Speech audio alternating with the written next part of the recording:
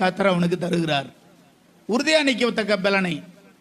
சாத்தான் அவனை சோதிச்ச சூழ்நிலையிலையும் யோபு எப்படி நின்றார்னு அங்க போட்டிருக்கு பாருங்க. உறுதியாய் அவரை பற்றி கொண்டார். தேவனுடைய பிள்ளைகளே, நீங்கள் நானும் அவரை நம்புவதிலும் விசுவாசிப்பதிலையும் ஒருபோதும் சுணக்கம் காமிக்க கூடாது, தயங்கக்கூடாது. அவரை நம்புகிறதுக்கு ஒருபோதும் தயங்கக்கூடாது. அப்படி இருந்தால் நிச்சயமாய் அவருடைய ஆசீர்வாதங்களை நாம் சுதந்திரித்துக் கொள்ளுவோம்.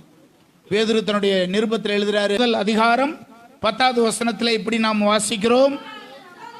ஆகையால் என் சகோதரரே, உங்கள் அழைப்பையும் தெரிந்து கொள்ளுதலையும் உறுதியாக்கும்படிக்கு ஜாக்கிரதையாயிருங்கள். அப்படி செய்தால் ஒரு காலும் இடறி விழுவது இல்லை. உன் கால்களை கண்மணின் மேல் நிறுத்தி உன் அடிகளை உறுதிப்படுத்தி. ஹல்லேலூயா.